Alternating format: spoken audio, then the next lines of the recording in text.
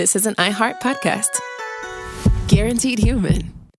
Colorado is at it again, trying to silence free speech. A law in Colorado forces businesses to use customers' preferred pronouns, even if they're biologically inaccurate, and even if using those incorrect pronouns would violate a person's religious beliefs or conscience. That's a violation of free speech. But as Colorado has proved time and time again, it has little concern for the First Amendment. At Alliance Defending Freedom, they're challenging the law on behalf of a Christian bookstore and a Colorado-based sports apparel company. But a court recently ruled against them. With ADF's help, they appealed the ruling, and they'll continue fighting to ensure Colorado doesn't get away with this next attempt to skirt the First Amendment. Your gift helps protect free speech in cases like this all over the country. And for a limited time, your first gift to ADF is doubled by a special matching grant while funds last. Text RPA to 83848 or go to joinadf.com/RPA to have your gift doubled. Sponsored by Alliance Defending Freedom.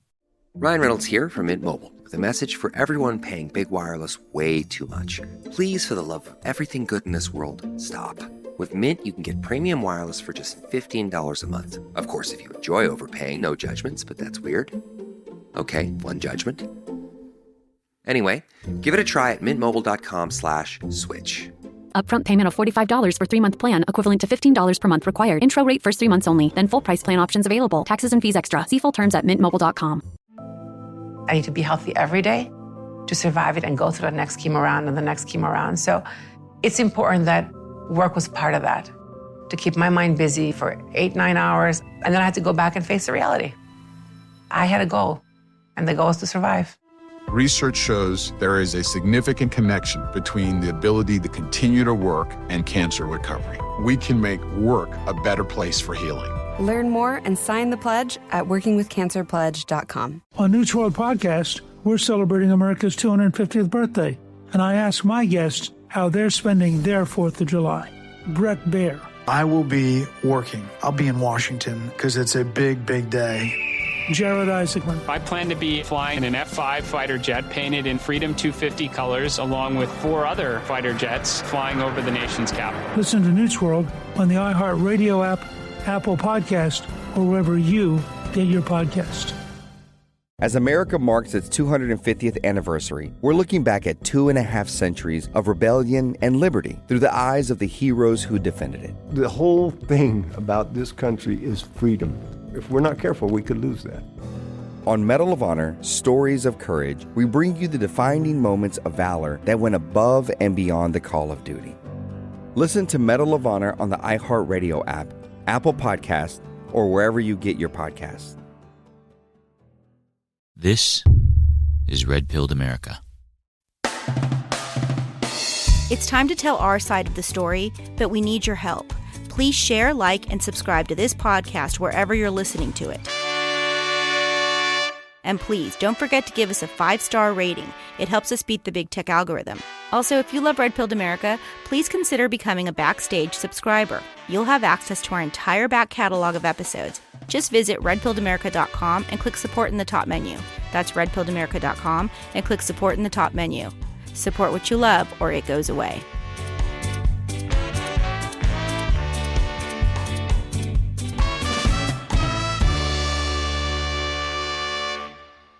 This episode was originally broadcast on July 3rd, 2020. Believe it or not, America is still the land of the free. With all of its flaws, America is still the greatest experiment in freedom that the world has ever known. From time to time, our great nation has been challenged from outside and from within, and each time we've risen to the occasion. That the only thing we have to fear is fear itself. President Kennedy has been seriously wounded by this shooting. Mr. Gorbachev, tear down this wall. But today, American liberty is under an unprecedented attack, and each one of you need to ask yourselves a question. What am I willing to do to protect our freedoms? I'm Patrick Corelchi. And I'm Adriana Cortez. And this is Red Pilled America, a storytelling show. This is not another talk show covering the day's news. We are all about telling stories. Stories Hollywood doesn't want you to hear. stories the media mocks, stories about everyday Americans that the globalists ignore. You could think of Red Pilled America as audio documentaries, and we promise only one thing: the truth. Welcome to Red Pilled America.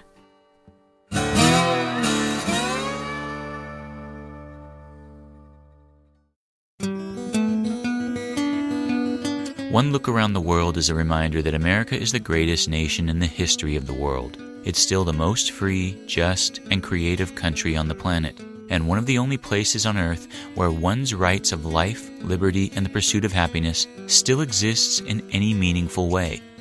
But today, American liberty is under an unprecedented attack, and each one of you need to ask yourselves, what am I willing to do to protect our freedoms?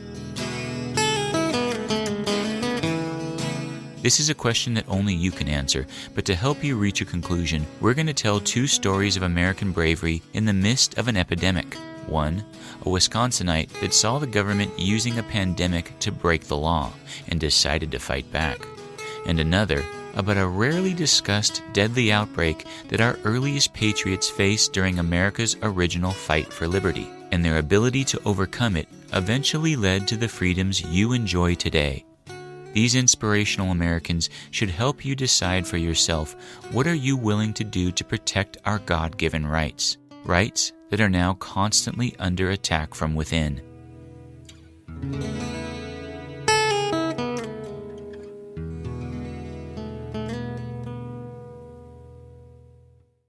Mary Magdalene Mosier has been speaking her mind at Wisconsin City Council meetings for the better part of 3 decades. For 30 years, I have been going and speaking during citizen comments. I'm a regular fixture at these things. That's Mary Magdalene. Her father probably had something to do with her interest in civics. He was a state senator in 1958 before Mary Magdalene was born. She's now in her mid-50s. Since the 90s, she's made her voice heard in local government meetings on a number of topics, from the smoking ban to problems with feral cats. But during the first wave of coronavirus shutdowns, she saw an alarming trend in her state, and she began asking herself a question. What do we do when the government breaks the law? Because that's what's going on here. The answer led to her taking what some today would view as a drastic step to protect our freedoms. And I can honestly tell you, I knew getting arrested was a possibility. It all started for Mary Magdalene early in 2020 when listening to a popular conservative podcast. I've been keeping up on the coronavirus since January because I was listening to Steve Bannon's War Room Pandemic. And so I was pretty well informed about what was going on and who was taking it seriously and who wasn't. Initially, Mary Magdalene was concerned that her parish in Kenosha County was being flippant about the coronavirus threat. The bulk of our money, our budget, comes from having fish fries every Friday during Lent and our parish festival in the summer. And for years, I've worked at our parish fish fries as a waitress. So many of the people who would come to our fish fries come from Northern Illinois. Now, Illinois was already having an issue. An issue with coronavirus cases. Because of their proximity to O'Hare. It's such a huge international airport. And I was telling my fellow parishioners, and I said, this is kind of serious. I think we need to pay attention to it because this big outbreak in Seoul, South Korea happened at a church, and it didn't happen because of the church service. It's because they shared a communal meal. That's where they traced Korea's patient zero. And I said, we don't want to be, ground zero for whatever this is. And nobody was taking me seriously. Her parish ended up having its fish fry on Friday, March 13th, 2020. And people were talking about the coronavirus. And I said, look, the governor closed the schools yesterday. And that's kind of a big deal. But the governor hadn't yet closed one of the state's unofficial community centers, bars and taverns. But closing bars in Wisconsin is that's a big cultural thing here. That's going to be difficult. Nevertheless, the shutdown hammer came down on them as well on the night before St. Patrick's Day. And anybody in the bar business knows that's bigger than New Year's Eve, is St. Patrick's Day in the tavern industry here in Wisconsin.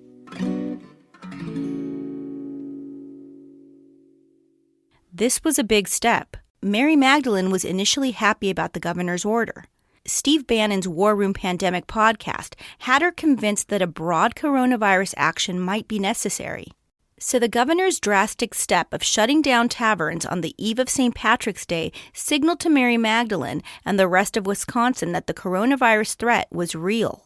I was cautiously optimistic that they were taking it seriously because I'd been listening to War Room Pandemic, and I knew that the Chinese Communist Party was lying, as it always does, and they were literally welding the doors shut to 30 and 40-story apartment buildings in Wuhan.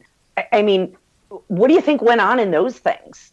So I knew it was serious. However, others around her weren't as convinced. My cynical friends literally snorted and said, yeah, they just want federal money. That's the only reason they did this. And even then I was like, well, at least he's taking it seriously, you know. But her view of the coronavirus shutdowns began to shift when Governor Evers, a Democrat, made a play to postpone the April in-person elections. I've been advised by public health experts at the Department of Health Services that despite the heroic efforts and good work of our local election officials, poll workers, and National Guard troops, there's not a sufficiently safe way to administer in-person voting tomorrow. And so that's when the big push started to try to move the date.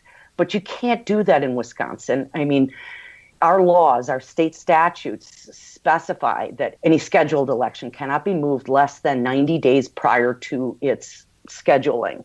So everybody knew, if you're really going to pay attention to the law, everyone in Wisconsin, from the governor to everybody in the assembly, knew that there was no way legally that they could move this election. And Mary was right. The state Supreme Court shot down the governor's executive order. Election confusion just hours after Governor Tony Evers issued an order to suspend in-person voting tomorrow.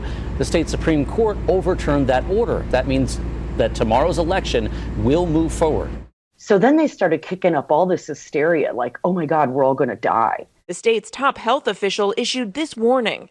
In-person voting would, without question, accelerate the transmission of COVID-19 and increase the number of cases. Now, Mary is a 16-year poll worker and chief elections inspector in charge of a polling location in her city. She's also a classically trained muralist that has her own stash of personal protective equipment. And I have a 3M industrial respirator that I wear for 8-9 hours at a crack, on a job site. So I was like, yeah, okay, fine. I'm going to do this. I'll work the election. And it just is so frustrating to me because the nationwide media was blaming the fact that they wouldn't reschedule the election. And as I said, it couldn't be moved legally. It couldn't be moved. But that didn't stop the media from lying about it. Wisconsin's Democratic governor tried to postpone the election, but Republican lawmakers argued elections are essential services. In the days that followed the election, an executive in Kenosha, the county where Mary Magdalene lives, made a move to extend the stay-at-home order in their area. Well, the county board voted, and they voted against it. And they said, no, we're not going to do that. And our county executive said, I don't care. I'm going to do it anyway. And people were like, okay, you said 30 days to stop the spread or flatten the curve or whatever. And I was like, wait a minute, now you're saying you're not going to open on May 1st? What's going on? On April 16th, Governor Evers also moved to extend the statewide stay-at-home order that was set to expire in about a week. Wisconsin Governor Tony Evers extended his safer-at-home order here for another month. At the end of the day, we have to remember we're all in this together, folks. And while we may not be all in the same boat, we're all weathering the same storm. The order will stay in effect until May 26th. Well, then the state came out with another extension and extended it to May 26th.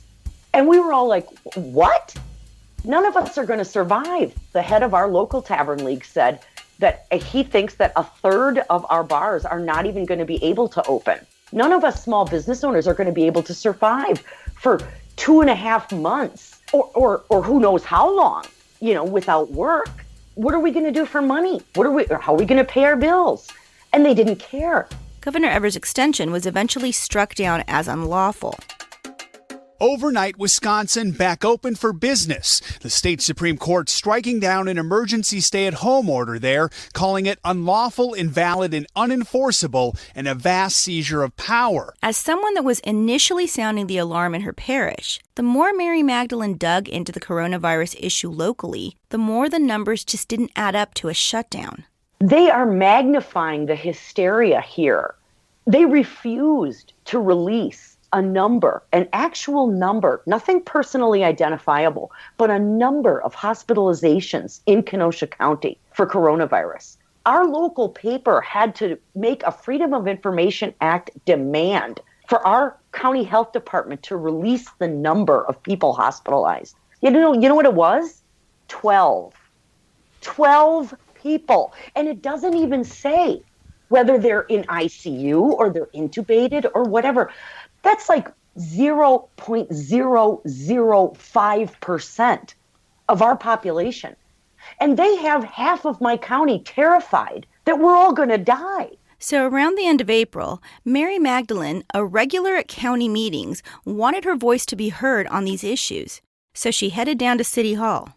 I found out that our City Hall, the public had been locked out of it since March 20th. And I thought, this is crazy. And then I found out that our county administration building had been locked since March as well, that the public, the citizens, had literally been locked out of these buildings. According to Mary Magdalene, this was a violation of their open meetings laws. With all of these actions, the attempt to illegally postpone an election, the unlawful stay-at-home extensions, and now the lockout, Mary Magdalene had had enough. And I'm thinking to myself, where's the outrage? Why isn't anybody just up in arms about this? This is crazy. Where's the outrage? And that's when I started saying something else is going on here, and it has nothing to do with this virus. This is being exploited for cheap partisan political points. So she got to thinking. Our county board meets twice a month on Tuesdays at 7:30. And the next meeting was just a few days away. Through the county's website, she noticed an agenda item that the Democrat-aligned county officials were trying to sneak through. They were going to hold another vote to they had tried this in April. They were trying to demand that that the entire county board meeting proceed virtually because these people were terrified of the virus, so that they didn't have to meet with average citizens. Well, that's not part of the deal. These people voluntarily sought this office. And part of elected office is if you want to cast a ballot, you have to be physically present. That's from the federal level to the state, to the county, to the municipal level. If you want to vote, you have to show up and vote. Every public meeting here, and we have, open meetings laws in the state of Wisconsin, they have to provide what they call citizen comments. And it appeared to Mary Magdalene that some of their county officials were looking to do away with these in-person, face-to-face moments, perhaps forever. Now, I've observed government enough to know in my lifetime that once they do something like that, it's impossible to get it back to the way it used to be. And some government officials would no doubt love to get rid of these in-person citizen comment sessions. And why? Well, because it's a chance for people to call them out on their lunacy in a way that goes viral online, as one Ventura County resident did when his local officials moved to mandate the wearing of masks in public. After waiting for 2 hours and now getting 2 minutes, I'll get right to the point. This board is pretending that for the last 3 months, your emperor, Dr. Levin, has not been against a mask declaration. Now, all of a sudden, we're pretending that masks are everything, even forcing speakers to use masks. I would like the board to take a position. Was Dr. Levin wrong for those 3 months? And if he was this wrong, why has he not been removed? Why has he not been fired for being so catastrophically wrong? Or do you not really believe he was wrong? You're just wearing these masks because it is a signal of your great virtue. Because for the last 3 months, we have not worn them, and Ventura County has done outstandingly well and continues to do outstandingly well because we are not Los Angeles, We are not New York City. We never were going to be any of those things. Ironically, this is one of the few things Dr. Levin was actually right about. He has been wrong about everything. He is the one who told us we would have 400 to 600 hospitalizations a day. He revised that to 200 to 400 a day. We're barely over 200 for the entire ordeal that you guys have put us through. We now are panicked over 51 total hospitalizations in a county with 8 hospitals. Can you people do math? Can you please do basic math and understand where we are on this? This is not a crisis. You, however, have created one. You, in an effort to try to prevent all death, when we've had 43 deaths, have now ended all relevant life. And you should all be ashamed of yourselves. And this will never be forgotten, ever be forgotten. You will all be held accountable eventually, in this life or the next. You all better hope there is no hell, because when you die, that's where you're going. And guess what? You're not going to be dying of COVID either.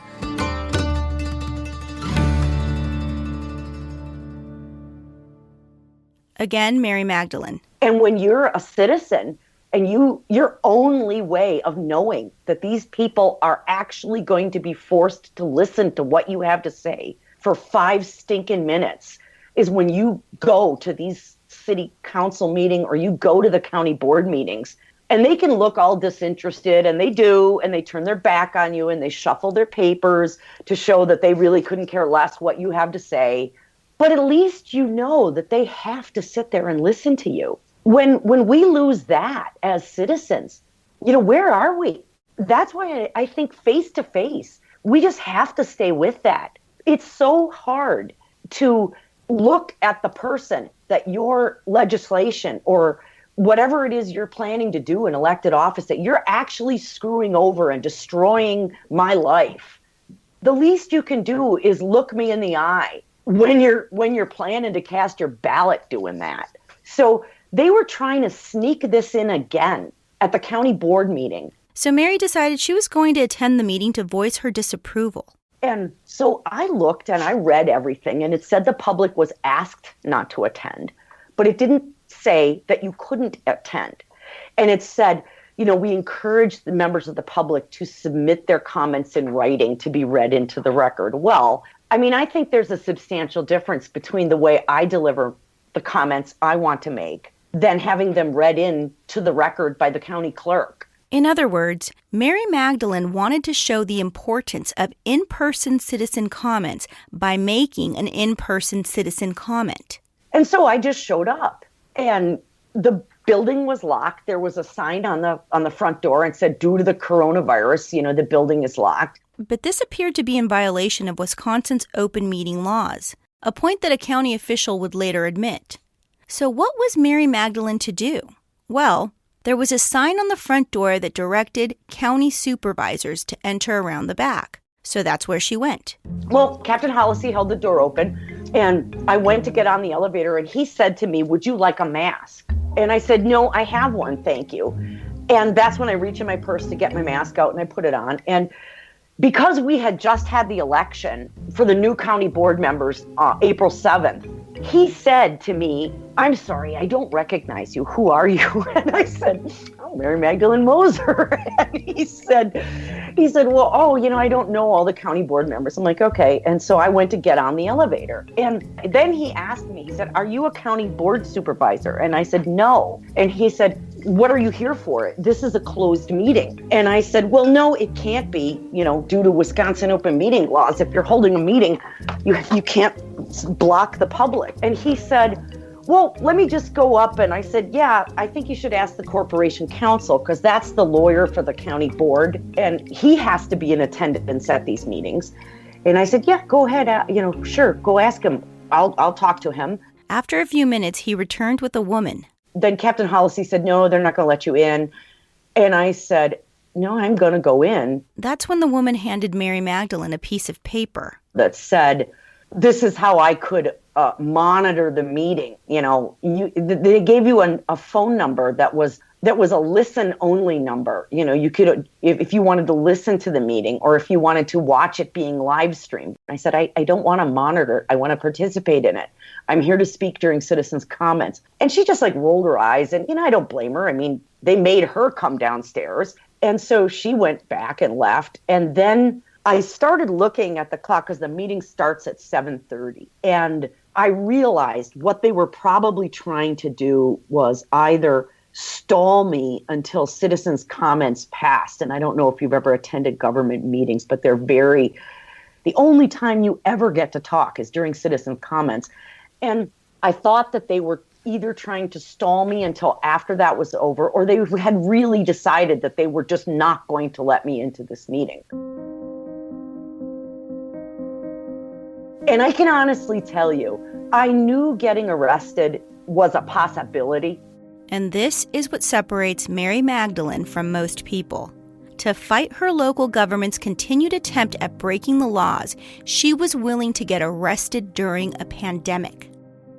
Throughout the 2020 coronavirus shutdowns, there were only a few Americans brave enough to push back against the forced quarantines of the healthy. Matthew Myers is 38. He owns the Apex Tattoo Factory. Apex Tattoo Factory is going to die if I don't go back to work. No customers showed up, but soon after he opened, several Apex police officers did. And then the handcuffs went on. She's the owner of a Dallas salon who opened a week and a half ago. The city cited her, the county gave her a cease and desist, but she persisted. She'll spend 7 days in jail and pay thousands in fines for breaking the rules. On Sunday, worshippers packed into the river at Tampa Bay Church despite health warnings, strict social distancing guidelines, and an order to close all but essential services. Its pastor, Rodney Howard Brown, received several warnings from police before he was arrested on Monday. As dog groomer continues to defy the governor's safer-at-home order, even after being arrested this morning by police. Since this past Friday, the doors have been open at the Dog Depot on South Main Street in Oshkosh. But it's also led to several visits by police. The most recent one Monday morning led to the owner, Lisa Benning, being handcuffed and taken away. Frankly, it was shocking to see so few people willing to take a stand against the shutdowns, even when their livelihoods, businesses, and personal health were at stake. Americans have been so compliant that it's becoming commonplace to see people driving in the privacy of their own car wearing a face mask. By any reasonable measure, the stay-at-home orders were an unprecedented attack on the inalienable rights of life, liberty, and the pursuit of happiness. In fact, liberty and the pursuit of happiness have almost gone entirely missing since COVID-19 shutdowns commenced. And when contrasted against the Americans that declared independence from Great Britain, today's complacency is even starker.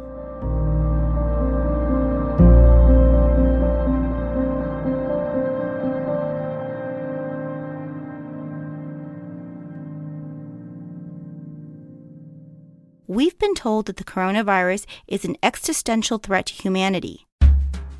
But what you may not know is that the first Americans, the original patriots, faced an epidemic that was, by one estimation, 75 times more deadly than the coronavirus. And what they did to defeat it was truly heroic.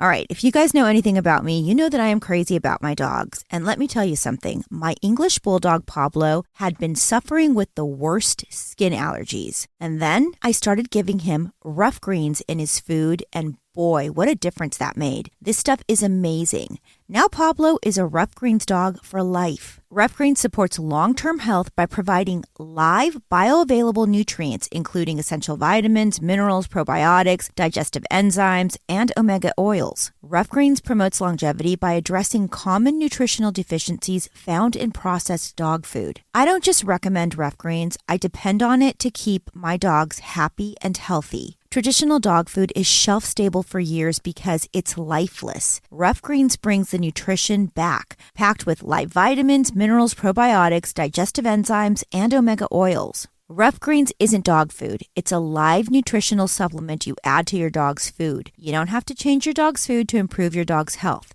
Just add a scoop of Rough Greens. It's that easy, and I promise you, you will not regret it. Don't change your dog's food, just add Rough Greens. Rough Greens is offering a free Jumpstart trial bag. You just cover shipping. Use discount code RPA to claim your free Jumpstart trial bag at roughgreens.com. That's RUFFgreens.com, promo code RPA. So don't change your dog's food, just add Rough Greens and watch the health benefits come alive. For 250 years, America has been a bastion of freedom, and as we look ahead to the next 250, we're reminded that freedom is ours to defend. Today, Alliance Defending Freedom stands in courtrooms across the country to protect those freedoms we cherish. Life, free speech, religious freedom, parental rights. These freedoms are at the core of who we are as a nation, and they must be preserved. ADF is approaching a critical fiscal year-end fundraising deadline. Your support today helps ADF defend these freedoms so they may endure for many years to come. Every dollar you give will be doubled thanks to a special matching grant while funds last. Visit joinadf.com/RPA or text RPA to 83848 to give today. Sponsored by Alliance Defending Freedom. Hey, it's Ben Ferguson, and I want you to pause what you're doing for just 1 minute, and I want you to hear about Alejandra.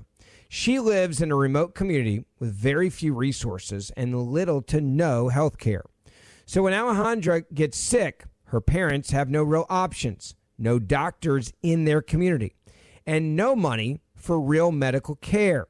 By the third day, her body was shutting down. She woke up and just long enough to tell her mom, "I can't take the pain anymore. I can't keep going."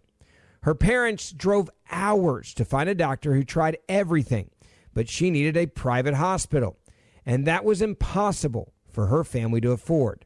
And that is when Compassion International stepped in. Now, through Compassion, Alejandra was treated, and against all odds, she survived.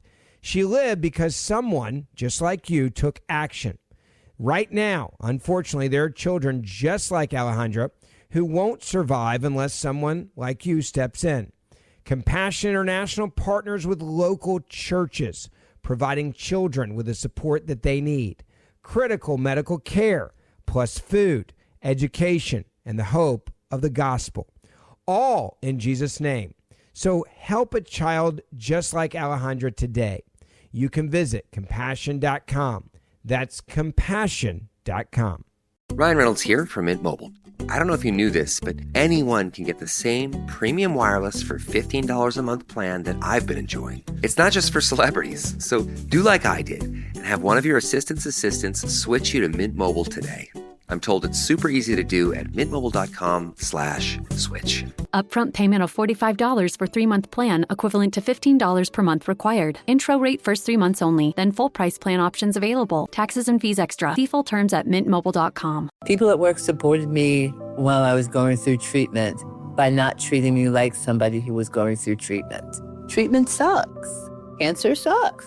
Being engaged with work really helped to, I just knew I was going to beat this thing. Research shows there is a significant connection between the ability to continue to work and cancer recovery. We can make work a better place for healing.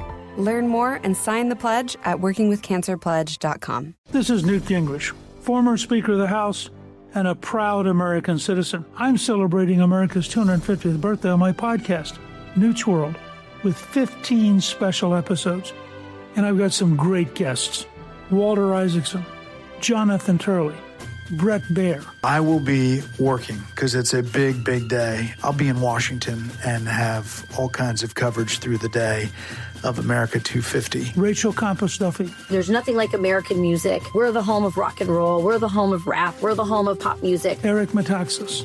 Jared Isaacman. I plan to be flying an F-5 fighter jet painted in Freedom 250 colors, along with 4 other fighter jets flying over the nation's capital. The story of the national anthem and the President of the United States, Donald J. Trump. Join me and let's celebrate America's 250. Listen to Newt's World on the iHeartRadio app, Apple Podcast, or wherever you get your podcast. Welcome back. During the American Revolution, patriots were faced with a far more deadly epidemic than that of the coronavirus. Smallpox contracted in the so-called natural way had about a 38% case fatality rate. That's Elizabeth Ann Fenn, a Pulitzer Prize-winning historian and author of Pax Americana, a fascinating book about the smallpox epidemic that broke out during the American Revolution. Few people today know about this infectious disease outbreak that swept through the colonies during America's fight for independence. And I think that's a consequence of having lived for half a century or more in the United States, at least, without being very concerned about contagious disease, perhaps with the exception of HIV and AIDS. And until this coronavirus hit, we haven't really had to think about contagion. George Washington was no stranger to smallpox. In 1751, when he was 19, he contracted the disease while visiting Barbados. The illness appears to have taken him out for a little over 3 weeks. Unlike the coronavirus, which primarily attacks the old and those with underlying health conditions, smallpox was less discriminate. It killed the young, the old, the healthy, and the sick. Through his own experience, Washington understood that if his troops were to be infected with an outbreak of smallpox, the war for independence would be over before it started. To add to his concern, British troops were largely immune to smallpox. Again, Elizabeth Fenn. Smallpox by the mid-18th century was endemic in Europe. And what that meant was it was constantly in background, kind of like measles or chickenpox was when some of us were kids. It was constantly in background. You'd be exposed to it as a child. You'd come down with smallpox. You'd either live or die, and if you lived, you had immunity as an adult. And what this meant is that when it came down to the American Revolution, British troops from Europe, were for the most part immune to smallpox. Smallpox was not endemic in the Americas, and that meant that anybody born and raised in the Americas, didn't matter if you were African American, Native American, European American, was likely to be vulnerable to smallpox. So there was a real differential immunity that separated George Washington's Continental Army from the British Army. So when Washington took charge of the Continental Army in 1775, he immediately took action against the disease. George Washington arrived at Boston to take charge of the Continental Army in the spring of 1775, and one of the first sets of orders he issues have to do with smallpox, requiring the immediate quarantine of any American soldiers showing, I think his phrasing was, the least signs of the disease. Washington didn't quarantine the healthy, though, just the potentially infected. And as time progressed, he got reports of British officers deliberately sending infected people out of Boston to infect the American soldiers who were surrounding the city during the siege of Boston. The Continental Army also faced an outbreak during a siege of Quebec, which occurred in the winter of 1775-1776, exactly the same winter in which Continental troops were also besieging Boston. This was an attempt led by Benedict Arnold to bring a 14th colony into the American Revolution. We talk about the 13 colonies today. It just rolls off our tongues. Had this effort been successful, we would talk about the 14 colonies today. And what happened was that Continental troops marched to Quebec in a grueling winter march. They besieged the city of Quebec, and then smallpox started circulating among them. The consequences were absolutely devastating, and in the spring of 1776, they're camped out on the Plains of Abraham outside of the city of Quebec. British reinforcements arrived, and the Americans were forced to flee. So people with smallpox, in the throes of smallpox, fled right beside people who had never had the disease. They have a horrific retreat toward Lake Champlain. There are soldiers' accounts that talk about people, being dumped into burial pits and lying on their mats with fleas and lice and smallpox and all together. It completely derailed the Quebec campaign. Then, in 1777, a little book was published out of New York, then the British headquarters during the war. And in it, the author, an officer named Robert Duncan, proposed what today we'd see as germ warfare against the Americans. He put this suggestion in the footnote of a book. That footnote was excised. It was carefully cut out of almost every copy of the book. I believe we have 2 copies of the book that have survived with that footnote intact. At the time, the British promised African Americans freedom if they defected and joined the British cause.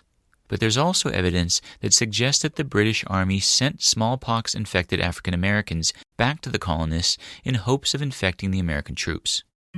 George Washington was no doubt aware of these tactics, so to ensure that their fight for liberty was not derailed by the smallpox outbreak, George Washington made an incredibly risky call. So it became clear to Washington after the Siege of Boston and the Siege of Quebec that smallpox was a major consideration for him. And he knew, by virtue of his own experience with the disease, how it could incapacitate his army.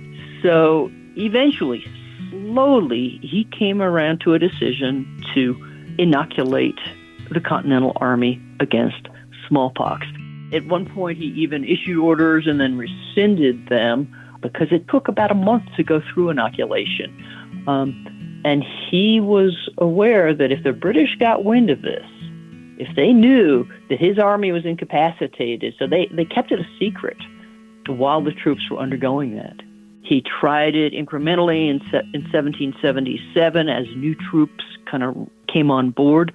But then in the winter of 1777, 1778, this is the famous Valley Forge winter, he put the entire Continental Army through inoculation, at least those who had never had smallpox. And this is one of the things that made that Valley Forge winter so very challenging. You know, people know about the bloody footprints in the snow, the lack of clothing, the lack of food.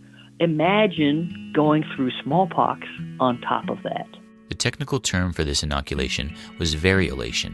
But in variolation, you actually deliberately infect somebody, usually cutaneously, with the variola virus, the smallpox virus, and in most instances, the recipient contracts a mild version of the disease, and hopefully they live through it. It had inoculation had something like a 10% case fatality rate, and then you garner immunity for life.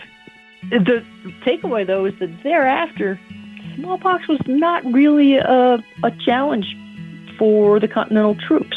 Local militiamen who weren't enlisted soldiers, who hadn't been through inoculation, they still had to deal with the disease. But thereafter, George Washington really did not need to worry much about smallpox in his army. So to fight for liberty, our first American troops were willing to undergo incredible personal risk by infecting themselves with smallpox in a process that killed 1 in 10 of those inoculated, and that wasn't even counting the risk of death through gunfire, bayonet, cold, starvation, hanging, and any other number of ways men were dying during the war. Think about that for a moment. If the first American patriots caught smallpox naturally, just catching it through person-to-person contact, the death rate was 38%. Today, if we are to believe the CDC estimates of death and number of Americans infected with COVID-19, the coronavirus death rate is 0.5%. With these numbers, the smallpox virus was roughly 75 times more deadly than the coronavirus.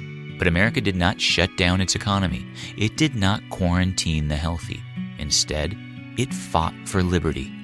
However, today, with one of the biggest attacks on liberty perhaps since the American Revolution itself, the descendants of that struggle have largely just complied with the government overreach.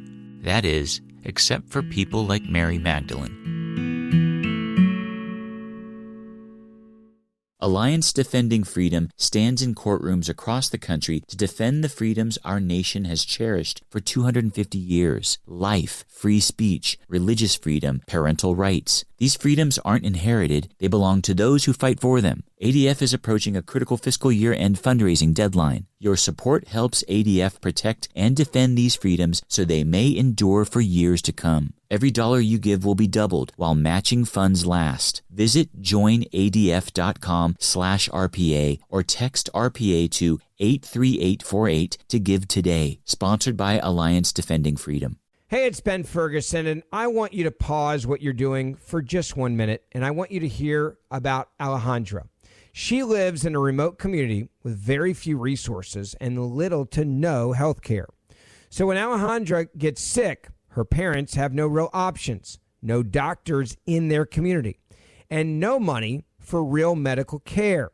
By the third day, her body was shutting down. She woke up and just long enough to tell her mom, "I can't take the pain anymore. I can't keep going." Her parents drove hours to find a doctor who tried everything, but she needed a private hospital, and that was impossible for her family to afford. And that is when Compassion International stepped in. Now, through Compassion, Alejandra was treated, and against all odds, she survived. She lived because someone, just like you, took action. Right now, unfortunately, there are children just like Alejandra who won't survive unless someone like you steps in. Compassion International partners with local churches, providing children with the support that they need, critical medical care, plus food, education, and the hope of the gospel, all in Jesus' name. So help a child just like Alejandra today. You can visit compassion.com. That's compassion.com. Ryan Reynolds here from Mint Mobile. I don't know if you knew this, but anyone can get the same premium wireless for $15 a month plan that I've been enjoying. It's not just for celebrities. So do like I did and have one of your assistants switch you to Mint Mobile today. I'm told it's super easy to do at mintmobile.com/switch. Upfront payment of $45 for 3-month plan, equivalent to $15 per month required. Intro rate first 3 months only, then full price plan options available. Taxes and fees extra. See full terms at mintmobile.com. I think when you're diagnosed with cancer, you crave a semblance of normalcy and control. And so work allowed me to be me. So I think it's really important that companies stay flexible. Cancer and a diagnosis can be all-consuming, but it doesn't have to be.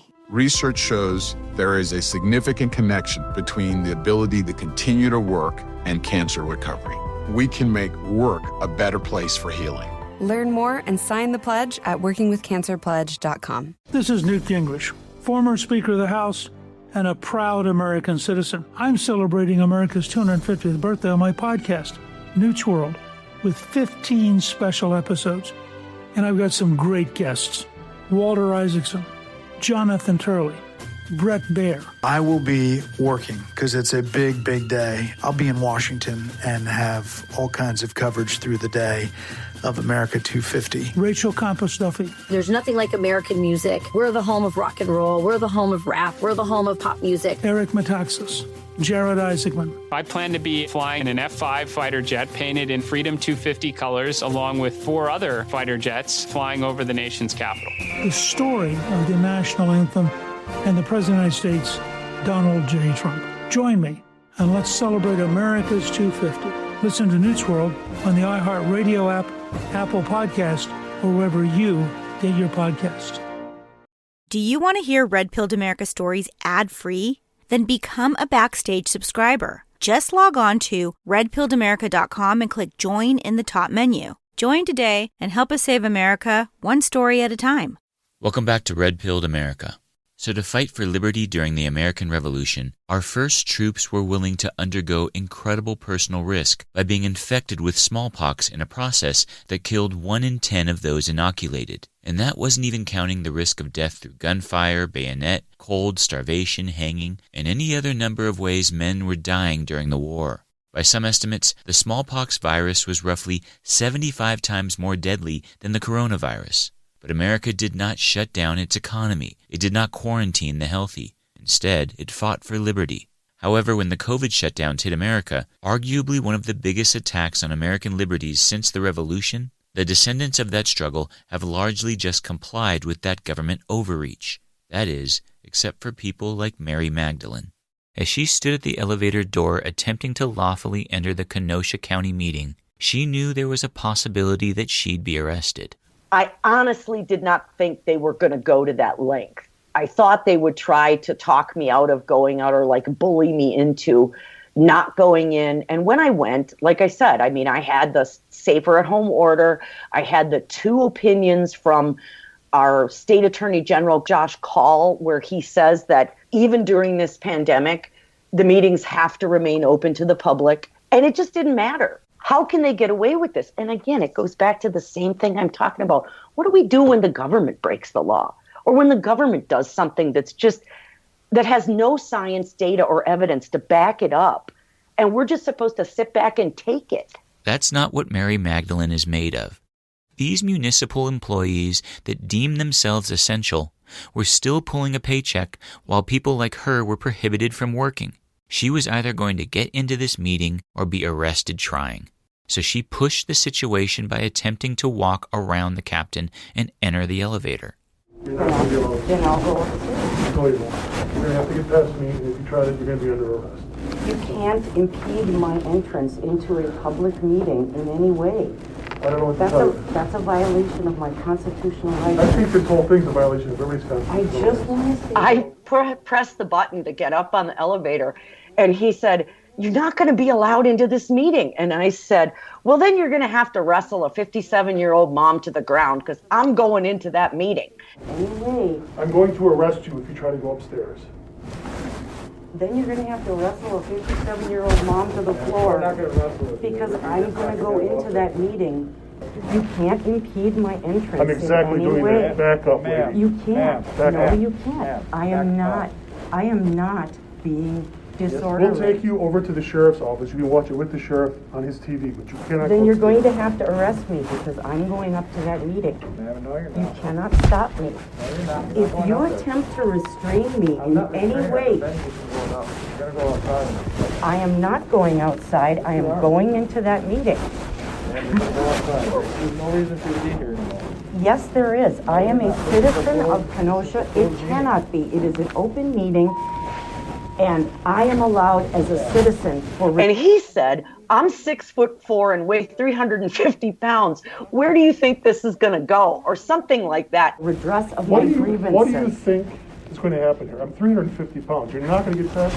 I think you're going to have to wrestle me to the ground because I'm getting in this elevator. If I get... You understand that? Stop restraining me. You're not going up to the meeting. Get your hands off of me. I have a right as a citizen to go into that meeting. This is not the place and the time and space. Like I said, it is an open meeting by the laws of the state of Wisconsin. It is an open meeting. And I'm... You're not going upstairs. Then you're going to arrest me because I'm going in and if you rip my... Nevertheless, Mary Magdalene persisted, and when she did, the officers threw her up against the wall and arrested her. And I kept asking, and I said, "What are you arresting me for? What am I being arrested for?" So important. What am I being arrested for? Obstructing an officer. Would you please tell me what I'm being arrested for? 94641. And Captain Hollisey said some number, which I think is the statute, or the county ordinance or whatever it is that they arrested me for. And I said, "Well, what is that?" And he said, obstructing an officer. And I think I laughed and I said, "You were standing in my way. You were blocking me from getting on that elevator. You were obstructing me." And I said, "You're shoving me. I'm not resisting." And just as Mary Magdalene was being arrested, the council meeting upstairs kicked off. Rodriguez? Here. Rose? Here. Wambolt? Here. Winky? Here. Uhas? Here. Are there any citizens' comments? No. Hearing none, citizens' comments are closed. And they had my hands behind my back, and I kept saying, "What are you arresting me for?" And Captain Hollisey said, "Great, now you're going to be on the news. This is so unfortunate." And the captain was right. Kenosha woman is arrested while attempting to participate in a county board meeting. The arrest is captured on camera. Mary Magdalene Moser handcuffed and pinned to the wall inside the Kenosha County Administration Building. She was there Tuesday night to attend the county's board meeting. A 57-year-old woman was pushed against the wall and arrested by Kenosha County deputies last night after trying to go to a county board meeting. It was all caught on camera. Moser tells me her rights to access a government meeting were violated. She points to the county's own agenda for the meeting on its website, which notes members of the public are asked not to attend the meeting in person and strongly encouraged to submit comments in writing. It does not explicitly prohibit anyone. If she wants to be in physical attendance of the meeting, she has that right to do so. Zach Rodriguez is a Kenosha County supervisor. Nowhere in that does it say you will be prohibited from attending the meetings, and most certainly it doesn't say you're going to be arrested for trying to attend one of these meetings. So in your opinion, was this a violation of open meetings law? In my opinion, I do think it is. I think that there's been steps that have been taken, streaming it online, having a number where you could call in. But quite frankly, if we're still meeting in person, our residents should be able to meet in person as well. County Board Supervisor Zach Rodriguez says Moser was just trying to execute her rights, and the public should not be forced to attend meetings virtually. And if we're shutting the door on these residents and arresting them when they try to come through that door, we've backed ourselves into a corner that's going to be hard for us to get out of. Moser felt her rights were violated as a citizen and plans to fight for her right to attend meetings physically. She was given $1,500 in citations for obstructing an officer and resisting arrest, but was never taken to jail. Because I had the temerity as a citizen to want to attend and participate in a county board meeting. Mary Magdalene now has an attorney helping her fight the citations. It is essential for citizens to be able to participate in government. And I don't know if they think I'm going to be intimidated by 2 citations for, over $1,500, but I'm not intimidated in the least.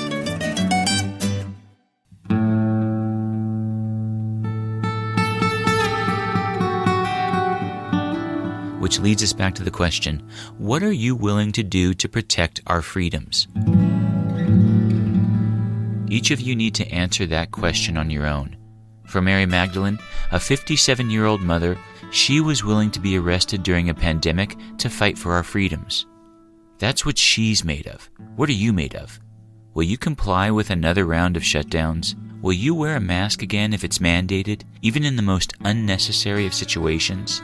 And before you answer, keep the following in mind. This is what Dr. Fauci said about masks before the issue of wearing one became political.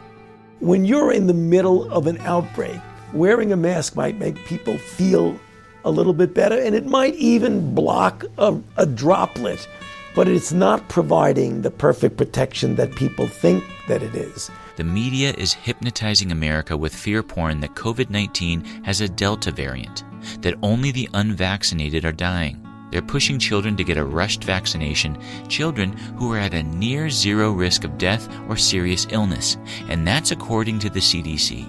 Why should we jab our children with a rushed vaccine to protect them from a virus that doesn't attack them? This isn't just madness, it's evil. So ask yourself, what are you willing to do to protect our freedoms?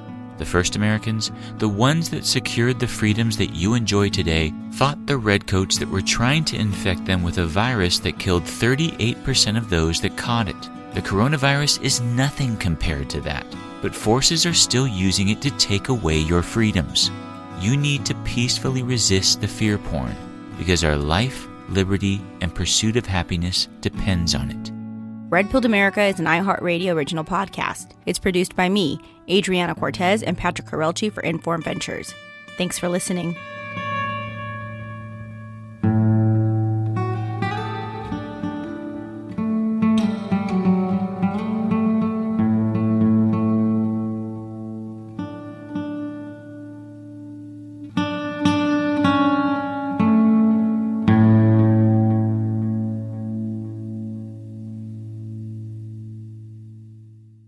Ryan Reynolds here from Mint Mobile. I don't know if you knew this, but anyone can get the same premium wireless for $15 a month plan that I've been enjoying. It's not just for celebrities. So do like I did and have one of your assistants switch you to Mint Mobile today.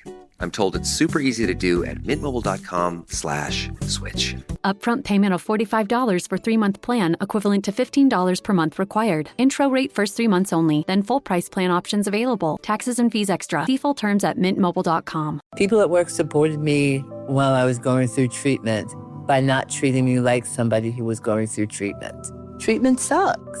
Cancer sucks. Being engaged with work really helped to, I just knew I was going to beat this thing. Research shows there is a significant connection between the ability to continue to work and cancer recovery. We can make work a better place for healing. Learn more and sign the pledge at workingwithcancerpledge.com. On News World Podcast, We're celebrating America's 250th birthday, and I asked my guests how they're spending their 4th of July. Brett Baer. I will be working. I'll be in Washington because it's a big, big day. Jared Isaacman. I plan to be flying an F-5 fighter jet painted in Freedom 250 colors, along with 4 other fighter jets flying over the nation's capital. Listen to Newt's World on the iHeartRadio app, Apple Podcast, or wherever you get your podcast. As America marks its 250th anniversary, we're looking back at 2.5 centuries of rebellion and liberty through the eyes of the heroes who defended it. The whole thing about this country is freedom. If we're not careful, we could lose that. On Medal of Honor, Stories of Courage, we bring you the defining moments of valor that went above and beyond the call of duty. Listen to Medal of Honor on the iHeartRadio app, Apple Podcasts, or wherever you get your podcasts.